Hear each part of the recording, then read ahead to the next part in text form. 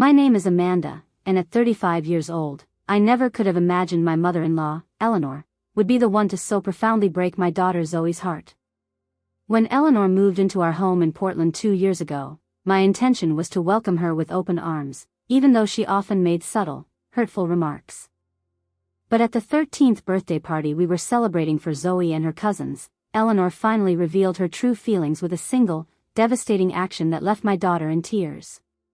This moment was the final push I needed to make the most difficult decision for my family's well-being. My husband, James, and I have been married for 15 years. We met in college, fell in love quickly, and built a life together here in Portland, Oregon.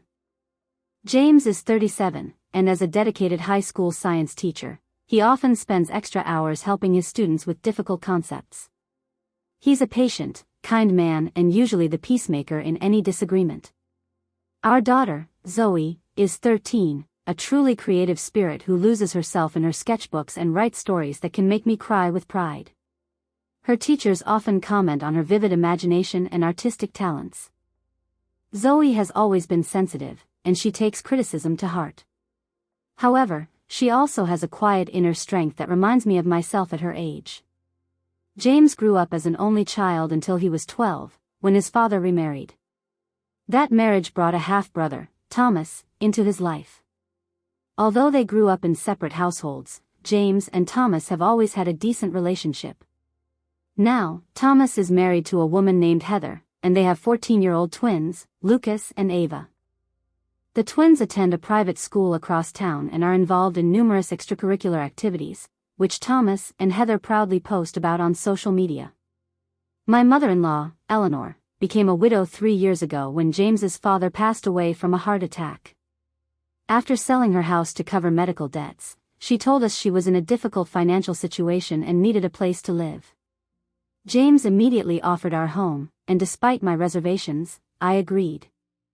After all, family helps family. We renovated our guest room, painting it with a fresh coat and adding new curtains and comfortable furniture to make Eleanor feel at home. We adjusted our daily routines, our dinner menus, and even our weekend plans to accommodate her. Our home is a modest 2-story suburban house with 4 bedrooms, a large backyard, and a converted garage that I use as my office. I'm a part-time graphic designer, taking on freelance projects that allow me to be home when Zoe gets back from school. It's not a mansion, but we've made it comfortable and filled it with love. The first signs of Eleanor's favoritism appeared within a few months of her moving in.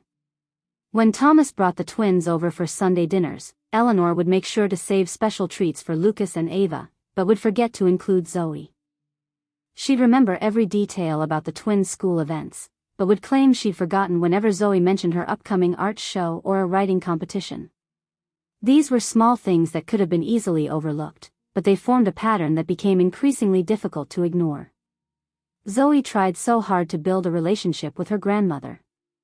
She would often show Eleanor her artwork, hoping for a bit of praise or even just an acknowledgement. I remember one time Zoe held out a watercolor landscape, a remarkably talented piece for a girl her age, and simply said, "Grandma, look what I painted in art class today." Eleanor would barely look up from her phone, mumbling something polite before going back to scrolling. Yet, when Lucas showed her his science fair project or Ava mentioned her dance recital, Eleanor's face would light up with genuine interest. She'd say, "Tell me everything," giving them her full attention. I tried to talk to James about this subtly. After Eleanor would go to her room for the night, I would ask him if he had noticed how his mother treated the children differently. He would sigh and run a hand through his hair, saying his mother was still adjusting to living with us and that she would come around. Sometimes he would say I was reading too much into things, and that his mom simply connected more easily with the twins because they were into sports, just like his father had been. I would usually let the subject drop, not wanting to cause tension, but the feeling in my stomach grew tighter with each passing day. Financially, we were comfortable, but we were also careful with our money. James's teaching salary and my freelance work covered our needs, but after helping Eleanor move in and taking on some of her expenses, our savings had taken a hit. We weren't struggling, but extravagant purchases required a lot of planning and budgeting. Eleanor contributed very little to the household expenses, claiming her Social Security barely covered her own needs and medications. We never asked to see her financial statements, taking her at her word out of respect. On the other hand, Thomas and Heather both had high-paying corporate jobs. They lived in an exclusive neighborhood, went on luxurious vacations, and never hesitated to buy the latest gadgets or designer clothes for their twins. I didn't begrudge them their success, but I noticed Eleanor would often make comparisons that left Zoe feeling inadequate.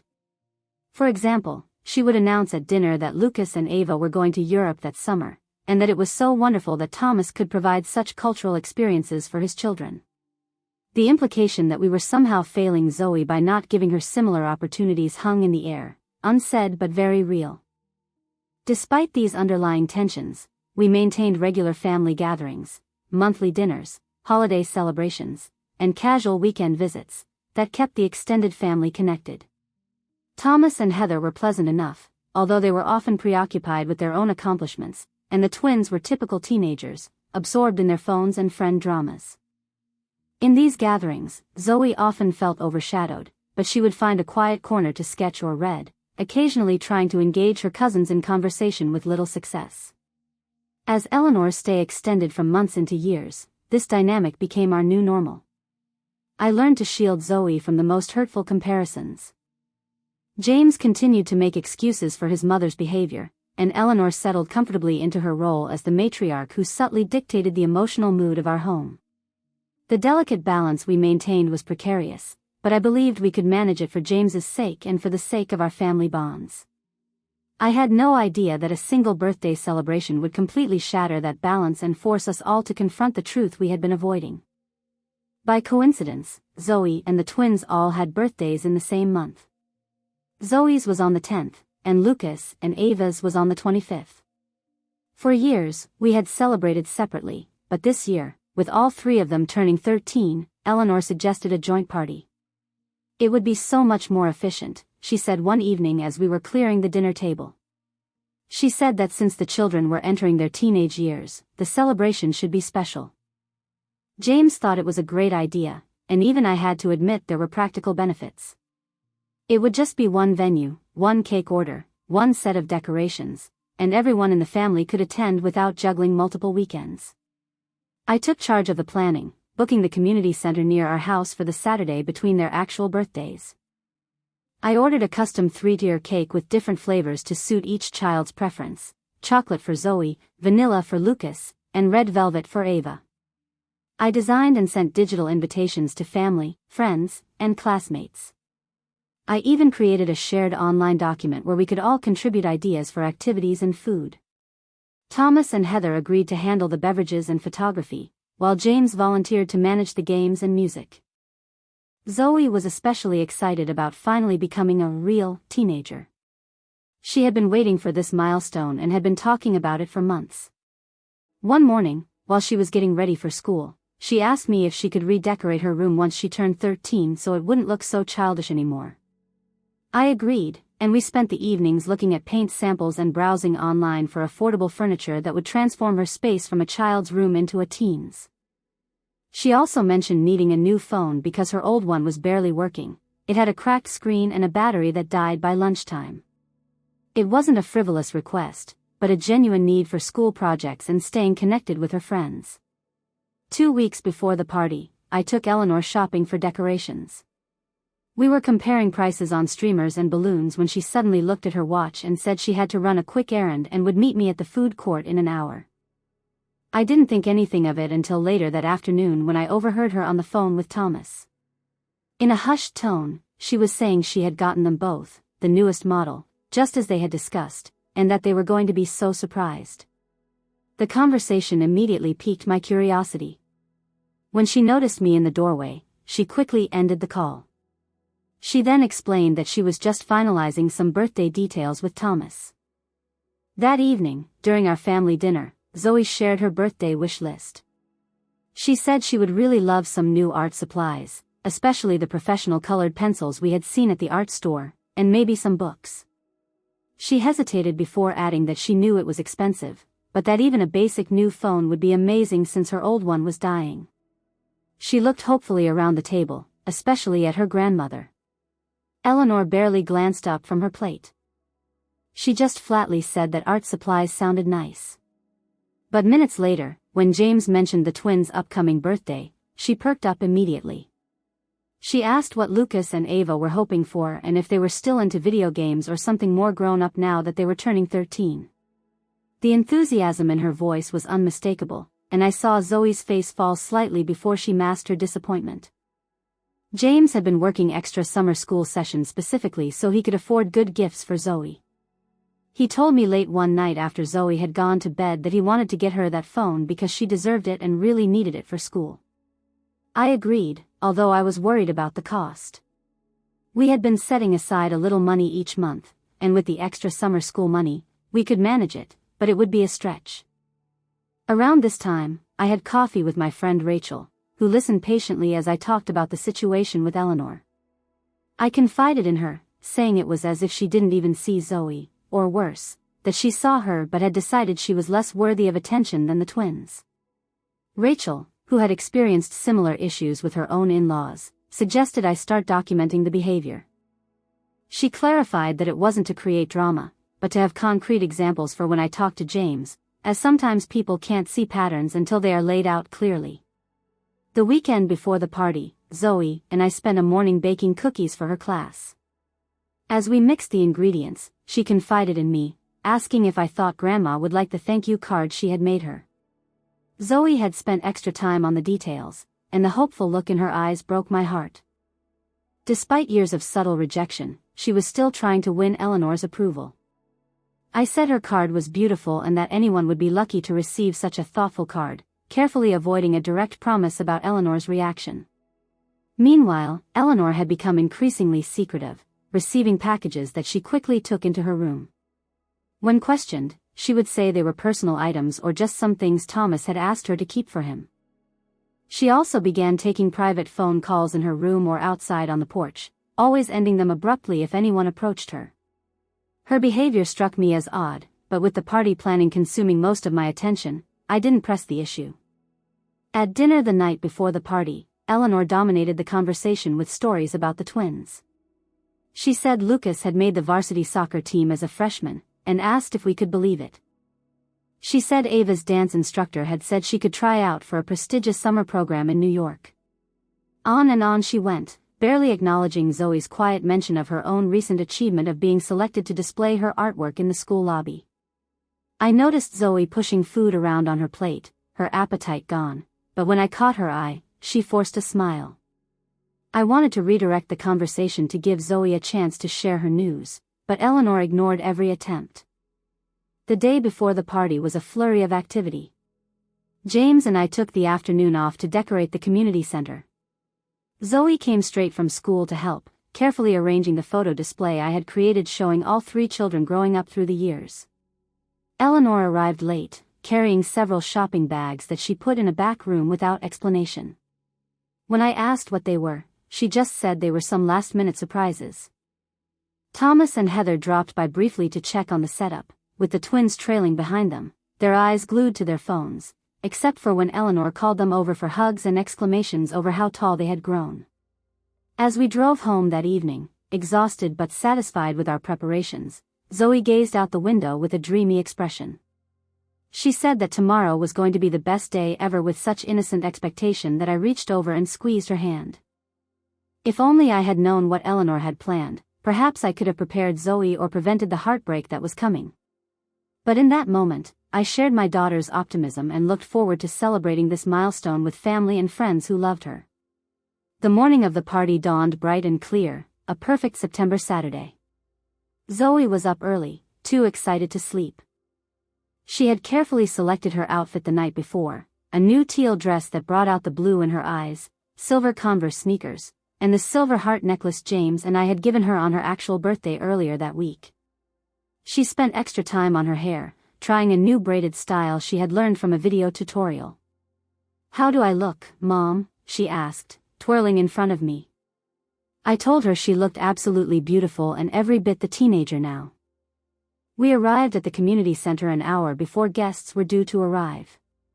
James immediately began setting up the sound system while Zoe and I put the final touches on the decorations.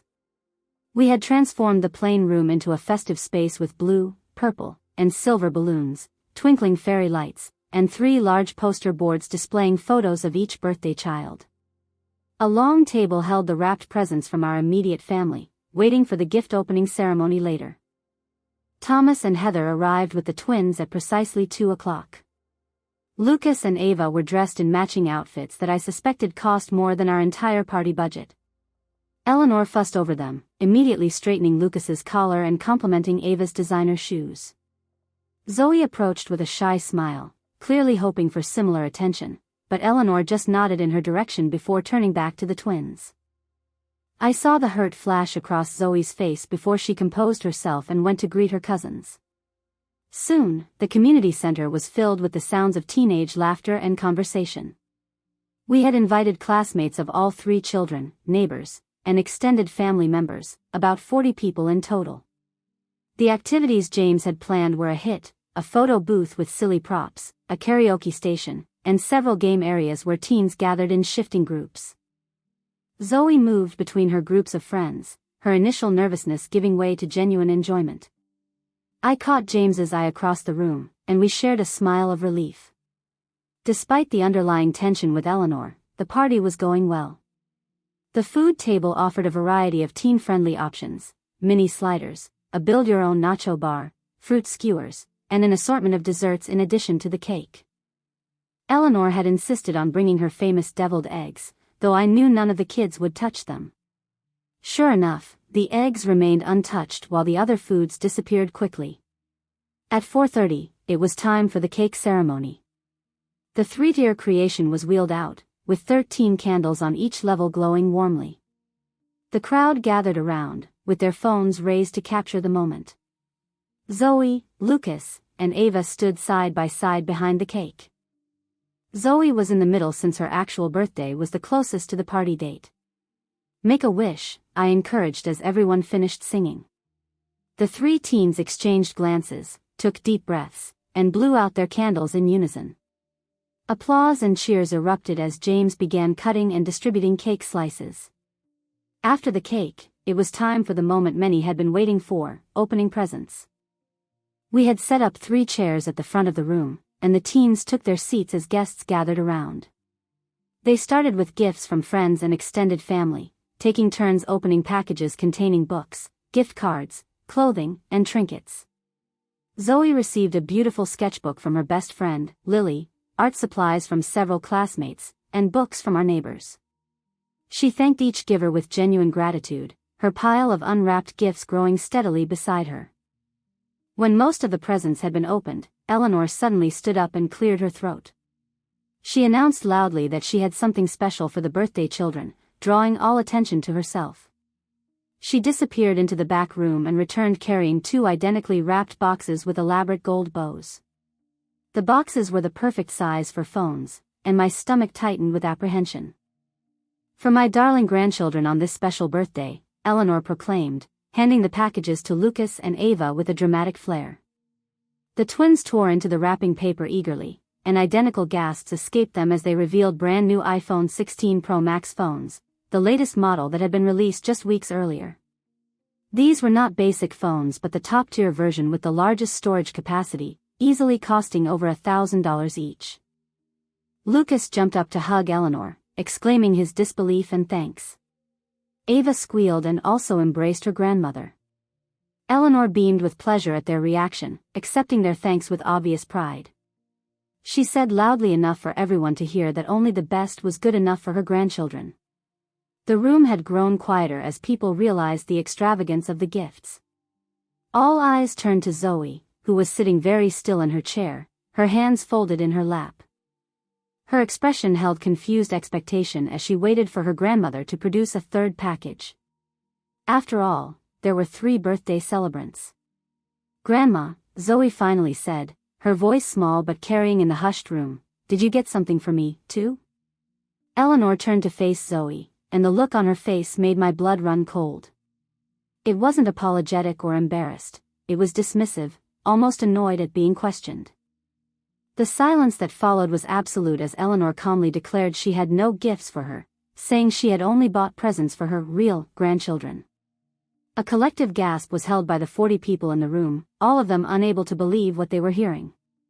Zoe's face crumpled in confusion, and she asked what her grandmother meant by that. Eleanor just shrugged, a casual and cruel gesture. She told my daughter she wasn't truly part of the family because they weren't related by blood. It took me a moment to fully comprehend her words. She was referring to the fact that Zoe was adopted.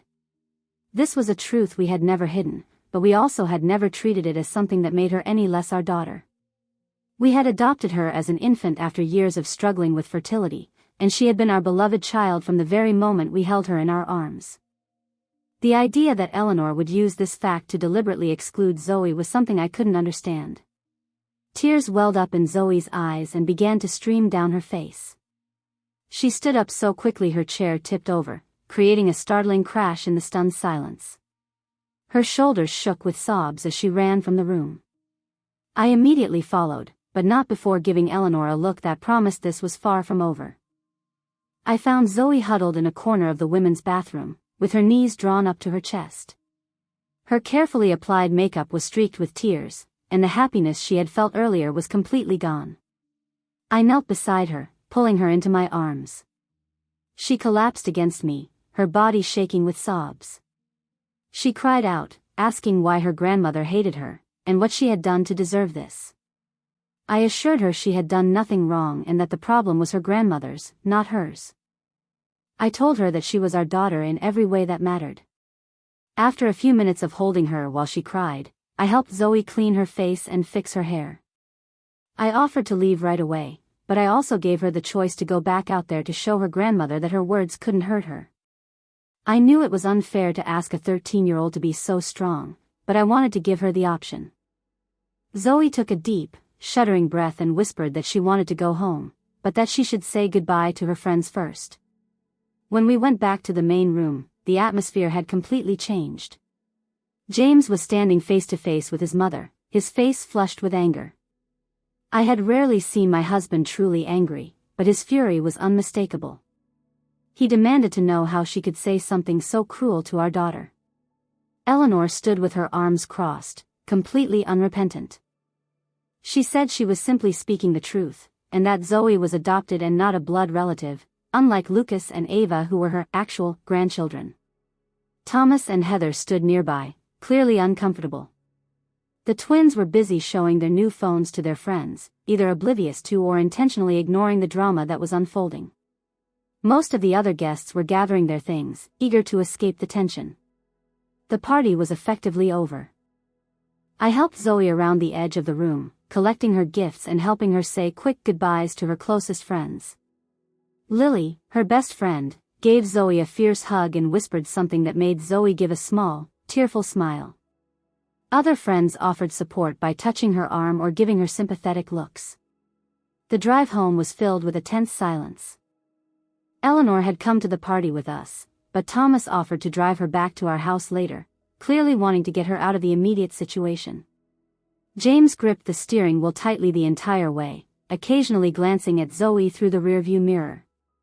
She was staring out the window, emotionally exhausted. As we pulled into our driveway, I reached over and placed my hand on James's arm.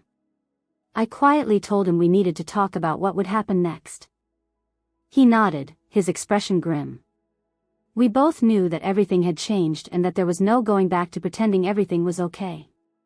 Eleanor had shown her true colors in the cruelest possible way, and now we had to deal with the consequences.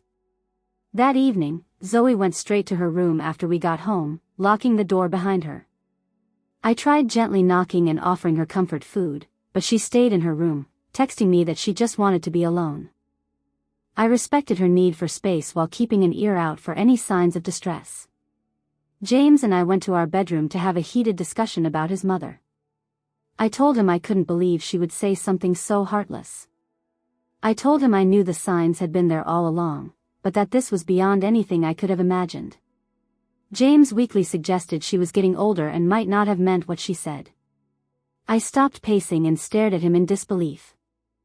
I wondered what she could have possibly meant by saying she only got gifts for her real grandchildren and that Zoe wasn't really part of the family. I asked him to please explain how that could possibly not mean what it sounded like. He sighed deeply, his shoulders slumping. He admitted it was inexcusable, but that she was his mother, and he had never seen her act like this before. I challenged him, asking if he was sure he'd never seen her act like this. I reminded him of last Christmas when she gave the twins expensive gaming systems but gave Zoe a cheap journal she probably bought at a dollar store. I also brought up the time she drove 2 hours to watch Lucas's baseball tournament but claimed she was too tired to attend Zoe's art show, which was only 10 minutes away. I asked him about all the times she had forgotten Zoe's food preferences but remembered the twins' favorite snacks in detail. I told him this had been happening for years, and the only difference was that this time she had said the quiet part out loud. James was silent for a long moment, processing my words. He finally admitted that he guessed he hadn't wanted to see it and that it was easier to make excuses than to admit his mother could be so prejudiced. Around 11 o'clock, I heard soft crying coming from Zoe's room and gently knocked on her door. After a moment, the lock clicked, and I went inside. I found her curled up on her bed, clutching a stuffed rabbit she had long ago claimed was too babyish but had never quite gotten rid of. I sat beside her and stroked her hair, waiting for her to speak. Finally, she asked why her grandmother didn't love her and if it was because she wasn't really my daughter. The question pierced my heart. I firmly told her to listen to me and tilted her chin up so she would look at me. I told her that she was truly ours in every way that mattered and that family was made of love, not biology. I told her that her grandmother was completely wrong and that Eleanor's inability to see that said everything about her and nothing about Zoe. Zoe nodded, but I could tell that my words, though she appreciated them, couldn't fully heal the wound Eleanor had inflicted. We talked until she fell asleep, exhausted from the emotional day. I tucked the blanket around her and kissed her forehead before quietly leaving the room. The next morning, Eleanor acted as if nothing had happened. She came downstairs for breakfast, complained that the coffee was too strong, and asked what we had planned for the day, as if the party had been a complete success. James and I exchanged glances over our mugs, silently agreeing that a confrontation was unavoidable. James began by setting down his coffee and telling his mother they needed to talk about what she had said to Zoe yesterday.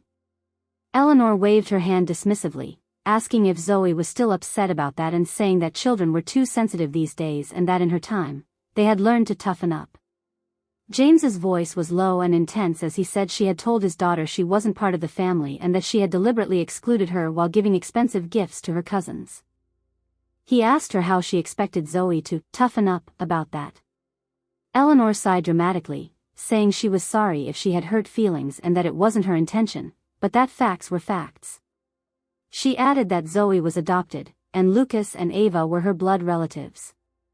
I interrupted her, telling her that my daughter's name was Zoe, not the girl, and that she had been our daughter since she was 3 days old. Eleanor pursed her lips, but said nothing else, and the conversation ended in a stalemate when Zoe came downstairs with a puffy face from crying. Eleanor barely acknowledged her, busying herself with the newspaper while Zoe silently ate a small bowl of cereal. Later that day, while doing laundry, I found a receipt in the pocket of Eleanor's slacks. It was from an electronics store, and it showed the purchase of 2 iPhone 16 Pro Max phones totaling over $2,500. The date on the receipt was 2 weeks earlier, confirming that this had been a premeditated decision, not a last-minute impulse. The discovery felt like a punch to the gut. Eleanor had planned to exclude Zoe all along, to publicly humiliate my child on her birthday. Even more disturbing was the realization that Eleanor clearly had substantial savings despite claiming financial hardship as the reason for moving in with us. $2,500 for phones was not a small expense for someone supposedly struggling to make ends meet. I wondered how many other lies she had told us. Over the next few days, Zoe withdrew from family activities. She ate meals in her room, saying she had homework, and she avoided the living room when Eleanor was present. She stopped sharing her artwork and fell silent during dinner on the rare occasions she did join us at the table. The vibrant, creative child who filled our home with stories and laughter had retreated into herself. On Wednesday, I received a call from Zoe's school counselor. She told me she wanted to check in about Zoe, saying she had been unusually quiet in class and that her English teacher had mentioned she wasn't turning in assignments, which was very unlike her. She asked if something had happened that they should know about. The call confirmed what I already knew: the damage Eleanor had inflicted went beyond hurt feelings. It was affecting Zoe's academics, her social interactions, and her entire sense of self. My anger, which had been simmering just below the surface, began to boil. That evening, I confronted Eleanor directly about the receipt. I told her she had spent over $2,000 on phones for the twins but couldn't get anything for Zoe, and that all this time she had claimed she could barely afford her medications. Eleanor's face hardened, and she said her money was her business and that she could spend it how she chose, and that she chose to spend it on her actual grandchildren. I pointed out that she was doing so while living rent-free in our home and eating food we bought and using utilities we paid for. She countered by saying James had invited her to live here and that if I had a problem with that arrangement, I should discuss it with my husband. James, who had become increasingly quiet as he processed his mother's true nature, was beginning to see the situation more clearly. That night, he admitted he thought his mother had been manipulating us, using her supposed financial problems to gain sympathy while hoarding her money for things she actually wanted to spend it on, like spoiling the twins. The tension in our household grew thicker by the day. Eleanor began making pointed comments about my parenting, my cooking, and even my appearance. She remarked during dinner that it was no wonder Zoe was so sensitive with me coddling her constantly. She also suggested that if I spent more time teaching Zoe proper manners instead of encouraging all that art nonsense, she would fit in better in proper society. The final straw came 1 week after the party. Zoe had reluctantly joined us for dinner, pushing food around on her plate while Eleanor dominated the conversation with news about Thomas's recent promotion. When Zoe politely asked to be excused, Eleanor scoffed, asking if she was running away again and telling her she was too sensitive, just like her mother.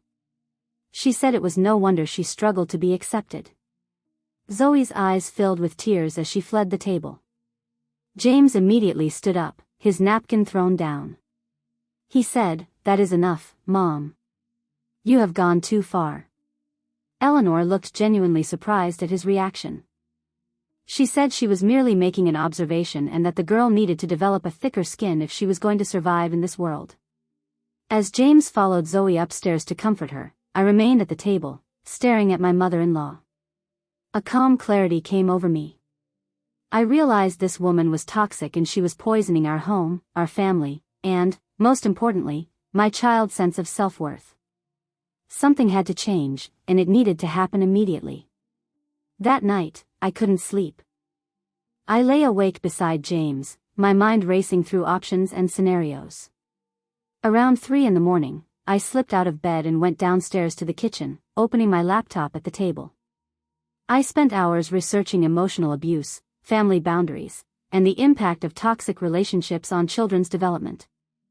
Everything I read confirmed what my heart already knew: allowing Eleanor to continue undermining Zoe's sense of belonging would cause long-term damage to my daughter's emotional well-being. When James came downstairs at 6:30, he found me still at the kitchen table, with multiple browser tabs open and notes scribbled on a legal pad. He observed that I had been up all night and said he was concerned. I told him directly that we needed to talk about his mother, that the situation wasn't sustainable, and that the impact on Zoe was too severe. He nodded slowly, pouring himself a cup of coffee before joining me at the table. He said he knew and had been thinking about it, too. He said what she had said at the party and again last night was inexcusable. I pointed out that it was more than just that. This was a pattern of behavior that had been getting worse for years. The party incident was just the most public and blatant example. I told him if we didn't act now, Zoe would internalize the message that she was somehow less worthy of love and belonging because she was adopted. James closed his eyes briefly, pain crossing his face. He asked what I suggested we do. I told him firmly that his mother needed to leave our home. I told him I knew she was his mother and that it was difficult, but that our primary responsibility was to our daughter. To my relief, James didn't argue. He admitted I was right, saying he had been torn between loyalty to his mother and protecting Zoe, but seeing how much this was hurting our daughter, he knew there was no choice. He said Zoe had to come first. We spent the next hour outlining a plan. James would go to work as usual so as not to alert Eleanor to the coming confrontation. I would call in sick to my freelance job, explaining to my client that a family emergency had come up. After Zoe left for school, I would have the necessary conversation with Eleanor. Before implementing our plan, I called my own mother for advice and support.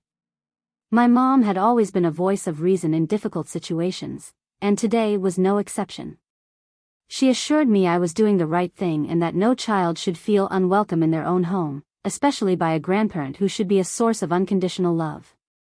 She advised me to be firm but calm and to remember that this was about Zoe's well-being, not about punishing Eleanor, though she said that God knows the woman deserved it. After ending the call, I waited until Eleanor left for her weekly grocery shopping trip. The temporary relief from her presence allowed me to gather my thoughts and prepare mentally for the confrontation ahead. I thought about my own childhood experiences with my maternal grandmother, a critical woman who had made me feel constantly inadequate. I had vowed never to let Zoe experience that kind of emotional manipulation, yet here we were with history repeating itself in my own home. At 11 o'clock, Eleanor returned with several shopping bags. I helped her unload the groceries, making casual conversation about the weather and local news. Once everything was put away, I suggested we sit down with some coffee. I told her there was something important we needed to discuss, and I kept my tone neutral. Eleanor followed me to the kitchen table, an expression of mild curiosity on her face. I placed a mug of coffee in front of her, exactly as she liked it, with 1 sugar and a splash of cream. I took a seat across from her, my hands wrapped around my own mug to keep them from shaking. I began by calmly saying I wanted to talk about what had happened at the birthday party and the comments she had been making to Zoe. She rolled her eyes slightly and asked if we were still talking about that and that she thought we had moved past it. I said firmly that we had not and that what she had said had deeply hurt Zoe. I said that telling her she wasn't part of the family because she was adopted was cruel and untrue. Eleanor replied that she had merely stated a fact, sipping her coffee.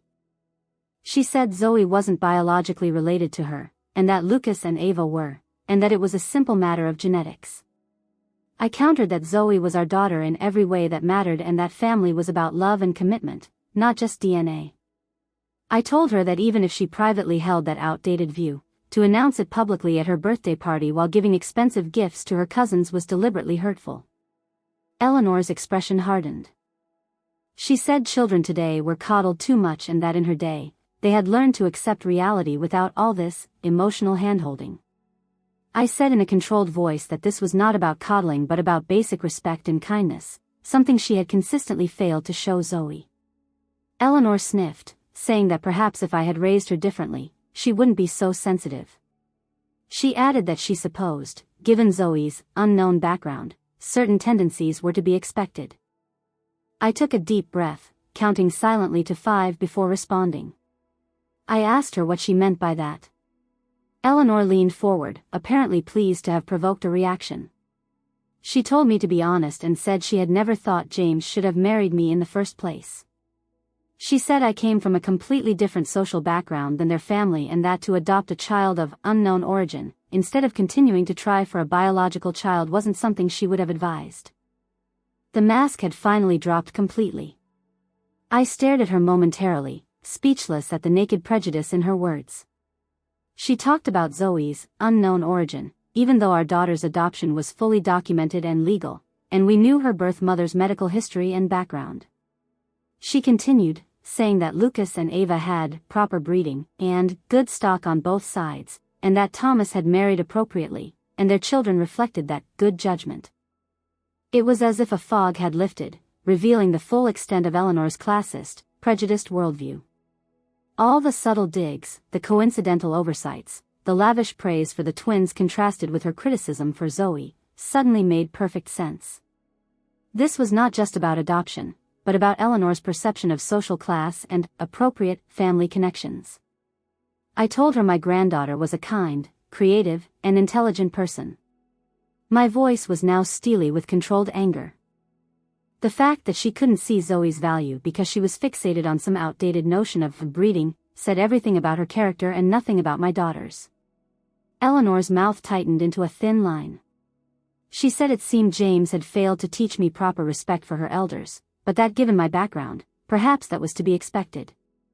My background? I repeated, asking if she meant my father being a firefighter and my mother a nurse, the people who had taught me that character mattered more than social status and who had raised me to judge people by their actions, not their pedigree. Eleanor sniffed, saying that was perfectly respectable, but hardly the sort of family James was raised to associate with. She added that now I was raising Zoe with the same common values. I took a moment to gather myself, recognizing that Eleanor was trying to provoke an emotional outburst so she could dismiss my concerns. Eleanor, I said, I am going to ask you directly, will you apologize to Zoe for what you said at the party and commit to treating her with the same respect and affection you show Lucas and Ava? Eleanor's response was immediate and unapologetic. I have nothing to apologize for. The truth may be uncomfortable, but that does not make it any less true. The girl is not my blood relative, and I am under no obligation to pretend otherwise. I nodded slowly, having received the answer I expected, but still hoped against. I took a deep breath, steeling myself for what came next. In that case, I need you to pack your things and leave our home. You have 24 hours. Eleanor's eyes widened in genuine shock. Excuse me? You have 24 hours to pack your belongings and find other accommodations, I repeated, my voice calm but firm. This is not negotiable. This is James's house, too, she sputtered. You cannot make this decision alone. James and I have already discussed this, I informed her. He agrees that your presence is harmful to Zoe and that you need to leave. This is absurd. Where am I supposed to go on such short notice? You have options, I said. Thomas has a guest room. Or you could use some of that money you spent on iPhones to get a hotel until you find an apartment. The choice is yours. But either way, you will not be living here after tomorrow morning. Eleanor's face flushed with anger. You cannot throw me out. I am an elderly woman. You are a 67-year-old woman in excellent health who has been taking advantage of our hospitality while secretly hoarding money and emotionally abusing our daughter, I corrected her. And yes, I absolutely can ask you to leave my home under those circumstances. Eleanor stood up abruptly. James will hear about this, she threatened, reaching for her phone. Yes, he will, I agreed calmly. In fact, he is expecting your call. Eleanor immediately called James at school, her voice carrying through the kitchen as she gave her version of events. Your wife has lost her mind, threatening to throw me out on the street after everything I have done for this family. I continued calmly sipping my coffee, mentally preparing for the next phase of the confrontation. 20 minutes later, James walked through the front door, having left school early to address the situation.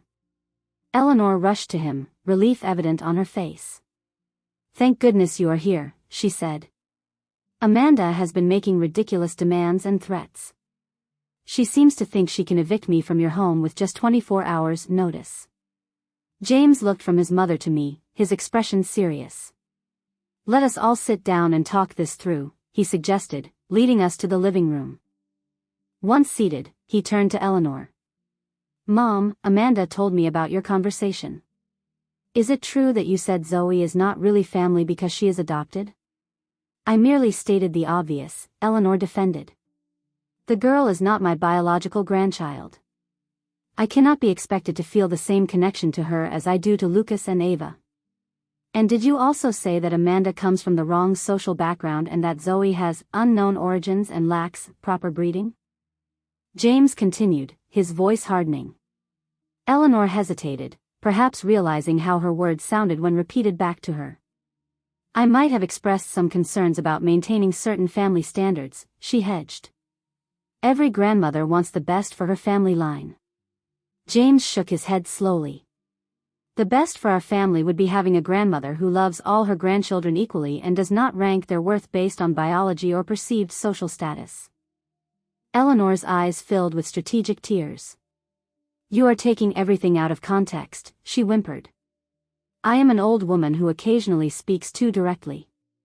Surely you would not throw your own mother out over a misunderstanding. This is not a misunderstanding, James said firmly.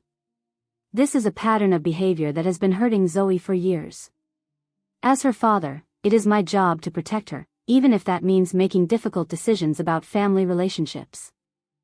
Seeing that her manipulation was not working on James, Eleanor switched tactics and called Thomas, presenting herself as the victim of an unreasonable daughter-in-law. Within an hour, Thomas and Heather had arrived to mediate the situation, and our living room became the setting for a tense family summit. "Let me get this straight," Thomas said after hearing both sides. "You are kicking Mom out because she bought phones for my kids, but not for Zoe?" "No," I clarified. "We are asking Eleanor to leave because she publicly humiliated Zoe by announcing she is not really family because she is adopted and has continued to make hurtful comments that undermine Zoe's sense of belonging and self-worth." Thomas looked uncomfortable, glancing at his mother. "Mom, did you really say that?" "I might have expressed myself poorly," Eleanor admitted, dabbing at her eyes with a tissue. "But I never meant to hurt anyone. You know how much I love all my grandchildren." "Actually, that is the problem," James interjected. "You do not love all your grandchildren. You consistently favor Lucas and Ava while treating Zoe as an afterthought at best and an interloper at worst." Heather, who had been silent until now, suddenly spoke up. "Eleanor, I have noticed it too," she said quietly. "The way you talk about the kids is very different. You praise everything Lucas and Ava do, but you rarely acknowledge Zoe's achievements." Thomas looked surprised at his wife's intervention, but Eleanor was indignant. "So now everyone is ganging up on me. After everything I have done for this family." "What exactly have you done, Mom?" James asked. "You have lived rent-free in our home for 2 years, contributed minimally to household expenses, claiming financial hardship, all while apparently having enough savings to spend thousands on gifts for the twins." The conversation continued in circles, with Eleanor alternating between defensive justifications and tearful appeals to family loyalty. Thomas initially tried to defend his mother, but gradually came to understand the gravity of the situation as more details emerged. "I did not know about any of this," he admitted. "The things Mom says when we are not around, it is not okay." After nearly 2 hours of discussion, Thomas offered a compromise. "Mom can stay with us temporarily while she looks for her own place," he suggested. "Our guest room is available and it would give everyone some space to cool down." Eleanor latched on to this option immediately. "Yes, that would be best. I can stay with Thomas and Heather until this blows over and Amanda comes to her senses." "This is not about coming to my senses," I stated firmly. "This is a permanent boundary. Eleanor is welcome to visit our home in the future if she demonstrates genuine change and offers a sincere apology to Zoe, but she will not be living with us again." Eleanor scoffed. "Fine, I will apologize if that is what it takes to stay." "No," James said, surprising everyone with his firmness. "A forced apology under duress is meaningless. This is not about saying the right words to get what you want. This is about genuinely recognizing that your behavior has been harmful and making real changes." By late afternoon, practical arrangements were being discussed. Thomas would help Eleanor pack and move her belongings. The following day, Eleanor would stay with Thomas and Heather while looking for an independent living situation. James made it clear that financial support from us would be minimal going forward given Eleanor's apparent ability to make significant purchases on her own. As Thomas, Heather, and Eleanor prepared to leave, Zoe returned home from school, stopping short in the doorway at the sight of the family gathering. Confusion crossed her face, followed by weariness as she noticed Eleanor's tear-stained cheeks. "What is going on?" she asked, looking to James and me for explanation. I gestured for her to join us in the living room and James and I explained the situation privately while Thomas kept Eleanor and Heather occupied in the kitchen.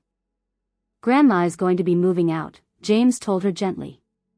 "She is going to stay with Uncle Thomas and Aunt Heather for a while."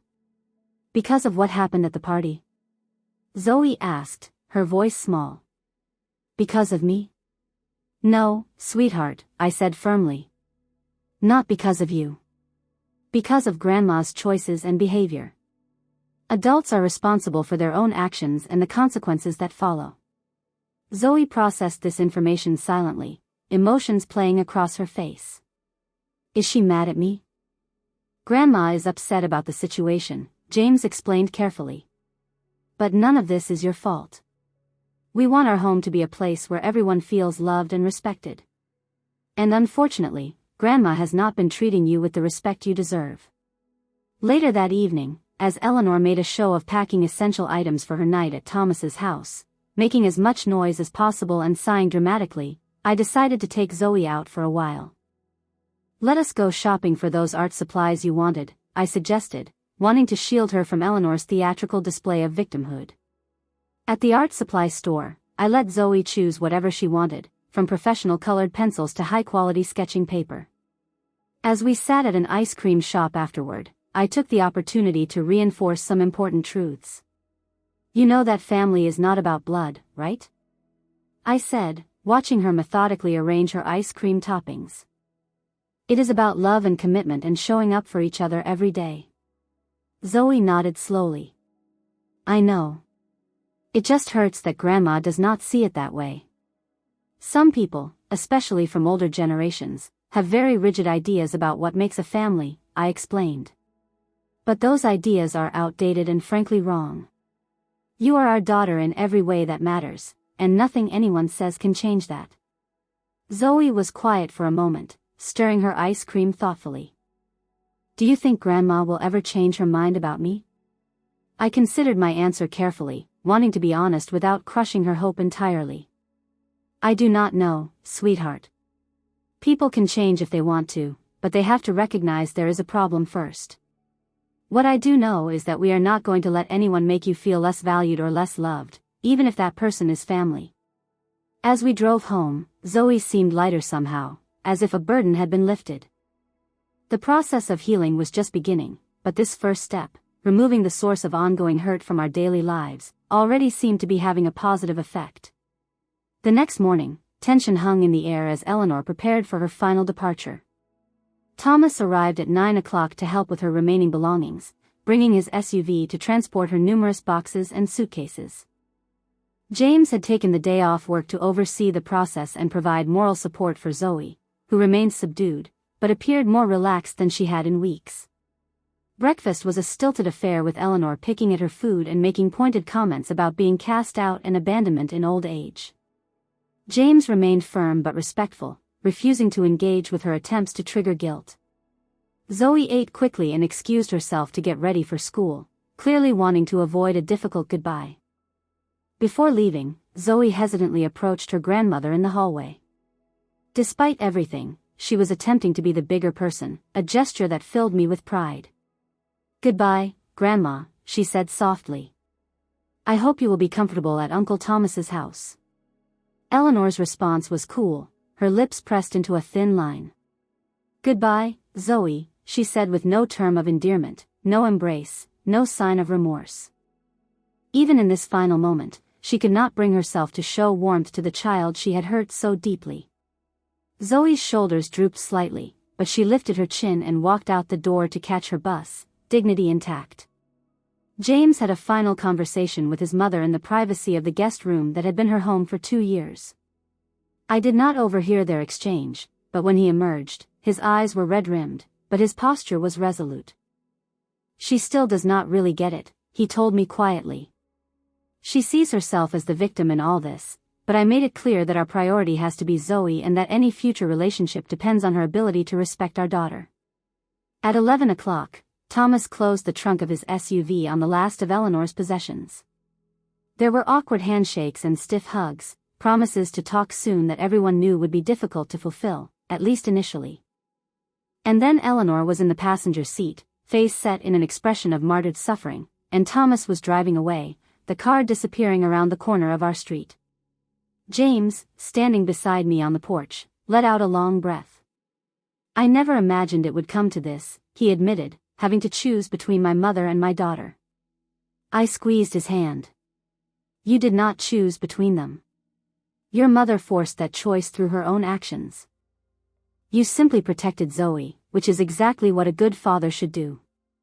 As we returned inside, the house felt different immediately. It was as if a heaviness had lifted, an invisible cloud of tension dissipating now that its source had departed. I realized how much energy we had all been expending navigating around Eleanor's moods and prejudices. How careful we had become in our own home to avoid triggering her disapproval. That evening, we had our first dinner as just the three of us in 2 years. No one commented on the empty chair, but conversation flowed more easily. Laughter returned to our table, and Zoe volunteered information about her day without being prompted, a small but significant change. After dinner, James sat with Zoe on the couch, his arm around her shoulders. "I owe you an apology," he said. "I should have recognized what was happening sooner. I should have protected you better." Zoe leaned against him. "It is okay, Dad. Grandma is your mom. It is complicated." "Being complicated does not excuse hurting someone you love," James replied. "I want you to know that you are the most important person in the world to your mom and me. We chose you. We wanted you. And nothing, absolutely nothing, makes you any less our daughter than if you had grown in your mom's belly." That weekend, we made a point of doing something special together as a family. We drove to the coast, spent the day building sand castles and collecting shells, and had dinner at a small seafood restaurant overlooking the ocean.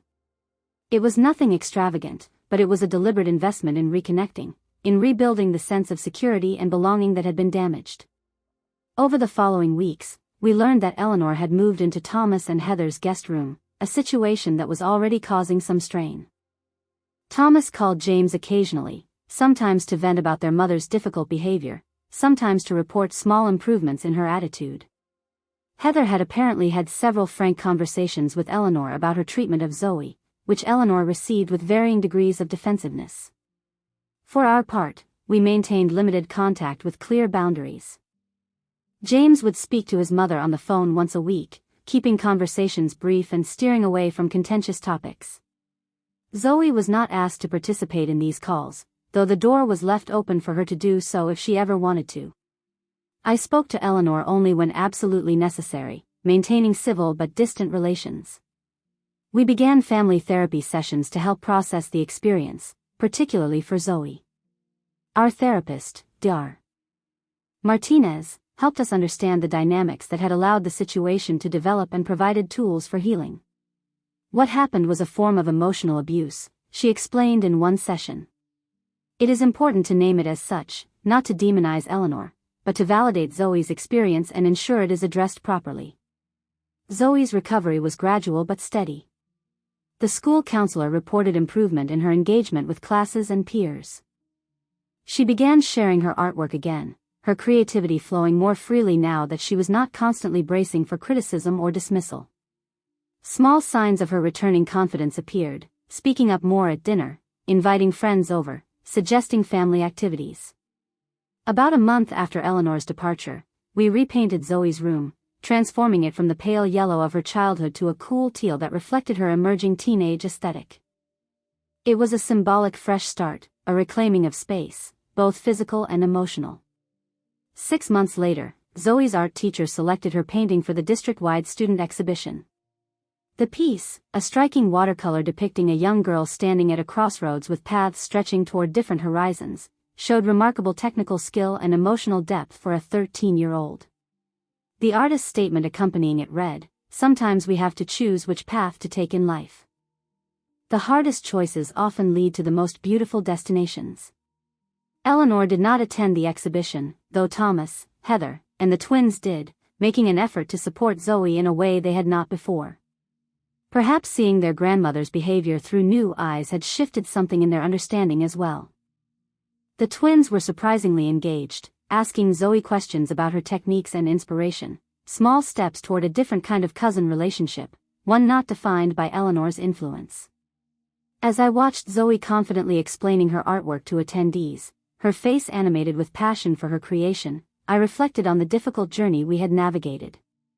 The pain had been real, the confrontations uncomfortable, the family bonds strained. But in protecting Zoe, in standing firm against the subtle and not so subtle undermining of her worth, we had ultimately created space for her to flourish. "I know my worth now," Zoe told me one evening as we looked through her sketchbook together. "I know that family is about who loves you, not whose DNA you share." The wisdom in her young voice brought tears to my eyes. Through all the hurt, she had emerged with a stronger sense of self and a deeper understanding of what truly matters in relationships. Eleanor's rejection, painful as it was, had ultimately led to powerful lessons about standing up for oneself and recognizing toxic behavior, even when it comes from family. Our story does not have a neat fairy tale ending. Eleanor has not had a dramatic change of heart or suddenly recognized the error of her ways. Family gatherings remain complicated. Relationships are still being rebuilt and redefined. But our home is now a sanctuary again, a place of acceptance and love where Zoe can grow into herself without constantly seeking approval from someone incapable of giving it freely. The journey taught us all that protecting our children sometimes means making painful choices, setting difficult boundaries, and weathering the disapproval of others. It taught us that family is defined by love and commitment, not by biology or social expectations. Most importantly, it taught Zoe that she is worthy of respect and belonging exactly as she is.